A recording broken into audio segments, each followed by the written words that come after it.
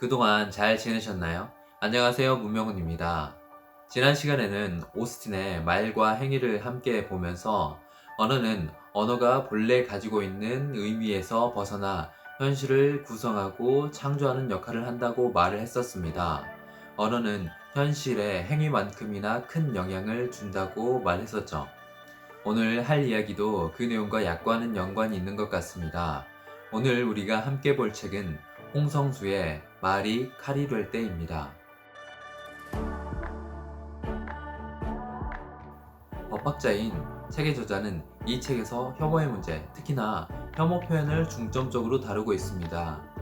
혐오가 얼마나 심각한 문제인지, 그리고 혐오 표현에 어떻게 대응해야 할지를 이야기하고 있죠. 그래서 저자는 혐오 표현의 내용과 유형을 개념화하는 데 중점을 두고 있습니다. 일상적으로 우리는 혐오를 증오나 적대감 정도의 의미로 사용하는데 이 책에서 혐오는 약간 다른 의미를 갖습니다. 혐오는 감정적 싫음을 넘어 특정 집단에 속한 사람들이 갖고 있는 고유 정체성을 부정하거나 차별하고 배제하려는 태도입니다. 혐오를 감정이 아니라 태도의 문제로 본 거죠. 이렇게 본다면 혐오 표현도 단순히 싫어하는 감정을 표현하는 것으로 볼 수 없게 됩니다. 이 책에서 저자는 혐오 표현을 다음과 같이 정의합니다. 소수자에 대한 편견 또는 차별을 확산시키거나 조장하는 행위 또는 어떤 개인, 집단에 대해 그들이 소수자로서의 속성을 가졌다는 이유로 멸시, 모욕, 위협하거나 그들에 대한 차별적이 폭력을 선동하는 표현. 이 책의 저자는 어떤 발언이 혐오 표현인지 그렇지 않은지를 판단하려면 표현의 동기가 아니라 그 표현이 야기한 효과에 대해 살펴봐야 한다고 이야기합니다.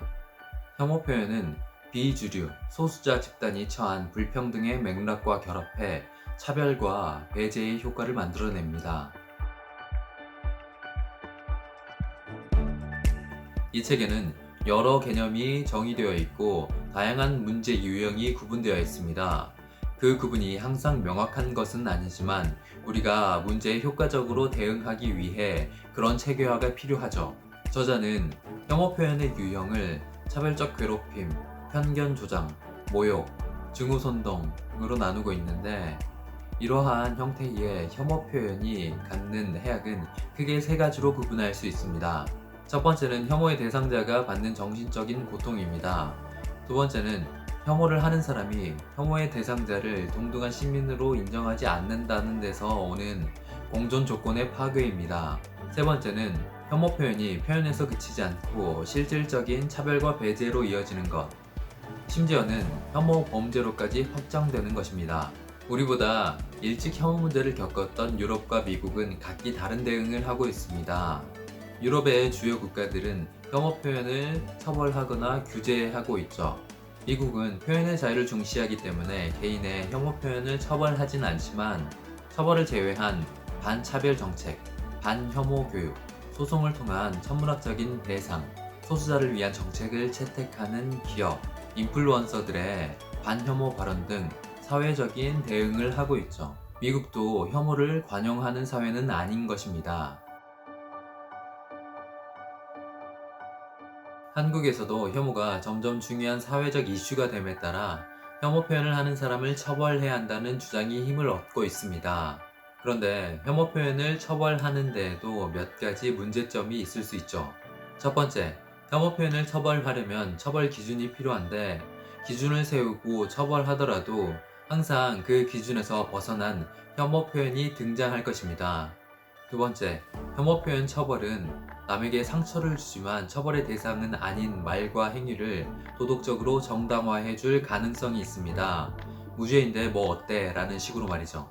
세 번째, 혐오 표현 처벌은 혐오를 만들어내는 사회적 구조적인 맥락을 배제하고 혐오를 개인의 문제로 국한시킬 수 있습니다. 그렇게 되면 사람만 바뀔 뿐 혐오 표현이 사라지지 않을 가능성이 높습니다. 그렇다고 무조건 혐오 표현을 관용해야 하는 것은 아닐 겁니다. 표현의 자유는 여러 가지 사상과 생각이 경합하게 되면 합리적이고 사회적으로 가치 있는 생각이 살아남게 될 것이라는 사상의 자유시장을 전제로 하고 있습니다.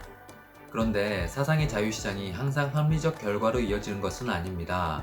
아무리 좋은 제품을 가지고 있더라도 동네 자영업자가 대기업과 경쟁하기 힘든 것처럼 사상의 자유시장에서 경쟁하기 힘든 이들이 있습니다.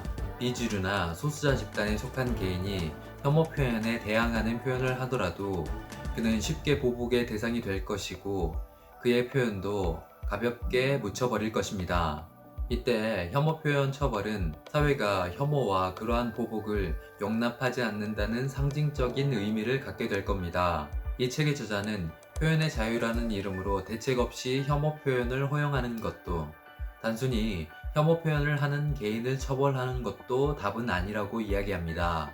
혐오를 억제하는 행정적 민사적 규제, 교육, 미디어, 기관, 기업 등의 영역에서 혐오를 만드는 환경을 바꾸려는 노력, 소수자, 비주류 집단의 목소리가 담겨있는 대항 표현. 이 세 가지가 함께 할 때라야 혐오 문제가 완화될 수 있을 겁니다. 여기에 혐오 표현을 처벌하는 것은 추가적인 선택지가 될 수 있죠. 전에도 혐오 문제를 다루는 영상을 올렸었는데요. 이 책과 겹치는 부분이 있어 오늘은 그 내용을 자세히 다루지는 않았습니다. 그렇지만 여전히 우리 사회에서 혐오는 중요한 이슈입니다. 우리가 혐오 문제에 어떻게 대응해야 할까요? 함께 고민해봐야 할 것입니다. 지금까지 오늘의 책 홍성수의 말이 칼이 될 때였습니다.